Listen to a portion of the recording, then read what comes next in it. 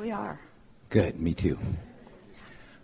I was really excited when I got here and saw all the caution signs and the danger signs and the tape and the barricades and the confusion in the lobby, and I didn't know where to go, and I was totally lost, and I was like, how did we co-create this?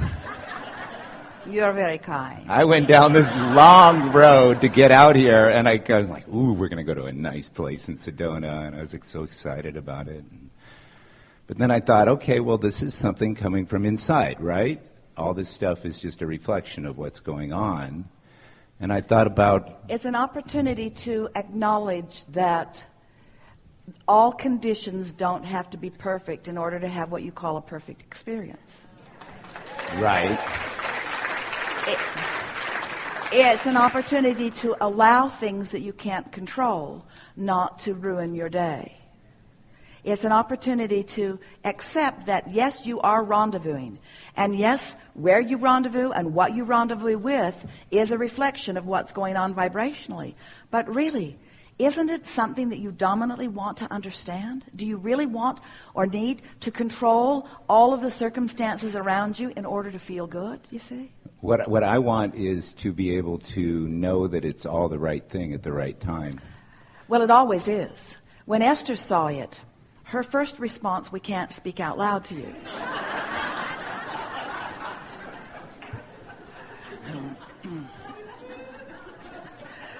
And what her discord was first and foremost about was her concern about your experience. But we've been wanting to help her with that for a long time because we don't want Esther to take responsibility for your experience. She wants to provide the best environment that she can. And if you were coming to her property, she would make sure that everything was the way it should be before you would be invited there. Right. But this is not her property, and so she does not have that sort of control. But the thing that bothered her more, that was more at the heart of her verbal and emotional discord, was an acknowledgement that her vibration is right where she left it in this place. Right. Right.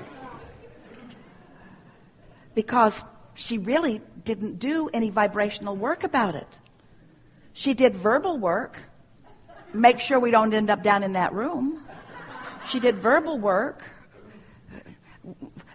reading the contract, acknowledging in other words, she did the work that so many of you do, but it is always the vibrational work, you see. So what's the benefit of this? In other words, no one's having an unpleasant experience and no one will. In other words, it's not like that. It's not extreme. There's nothing unpleasant. It's just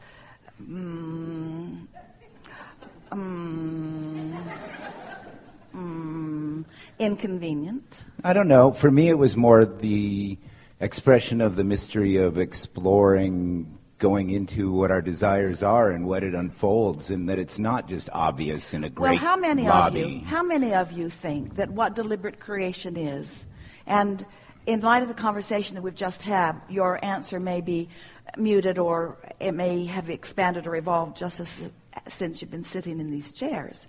But how many of you would say that you have predominantly been believing that the goal of deliberate creation is to eventually bring all conditions into perfection?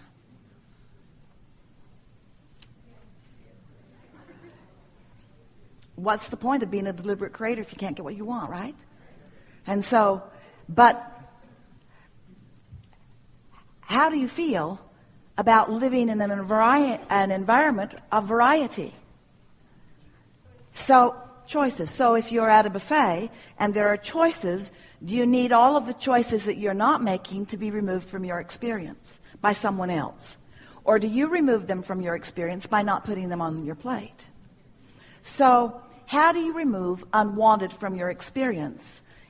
By not putting it on your plate, by not focusing upon it, By making the best of things, by not beating the drum of unwanted, by not taking something you know you don't like and putting it on your plate and then putting it in your mouth and complaining about it. In other words, by not exaggerating it, but by making lighter. You see, the way Esther will release things like this from her experience is by making lighter of them when they come, and by acknowledging that it really is not her job to create a perfect world for anyone else.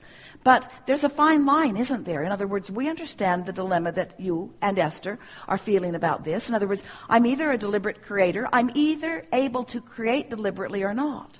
So if Esther looks down her list of her life and her environments and the way her world is unfolding, she acknowledges that she is a very good deliberate creator. And in a situation like this, where the hotel lobby is under construction and the entry to the meeting room is a little bit of a winding pathway through some alleys, that, in other words, the predominant desire that is being born out of this for Esther is not so much controlling environments as it is feeling all right, being able to better control her her emotional response. Because you see, you're all explorers, you are adventurers. Esther remembers nothing more fun ever than getting on one of those pink Jeeps and being driven down paths that are not trails and trails that are not roads, up the sides of rocks in the most ridiculous combinations of things. In other words, you don't want to take your seatbelt off if you're going to take that pink Jeep tour. It was scary and so fun. Yeah. In other words, the adventure of it was amazing. Going to places that she didn't expect to be. Crawling up rocks in a Jeep contraption. In other words, it was exhilarating, but was not without contrast, you see. And so what we're really saying to all of you is that you get to decide how much variety you are willing to explore in order to create the vortex that you want, and then how much you are willing to tune to what you've put there. We've noticed about all of you that you would rather experience negative emotion than no emotion. Because there is at least momentum in negative emotion. You would rather experience negative emotion than boredom, for sure, you see. And what we want you to understand is that you can have it all. But you have to make peace with the contrast. You have to not... This is what we want to say to you, and our friend helped us say it better than we've ever said it before. Nothing has gone wrong, no matter where you're standing. Nothing has gone wrong.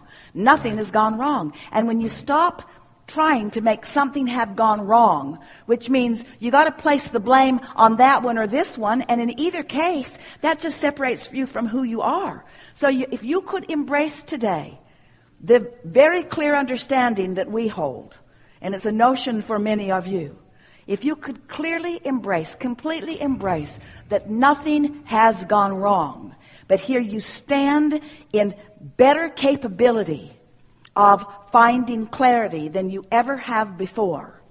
Now you're going to be having adventure rather than discomfort everywhere you are. Well, what I cherish about your teachings and your work is the support that you give to personal desires, and you've given me a lot of confidence to go after, dreams that I have in life, and no matter how crazy they are, and they're leading me down some windy roads that I don't know the answers to them. And you were saying earlier, you ask the question, you get the answer. You ask the question, you get the answer.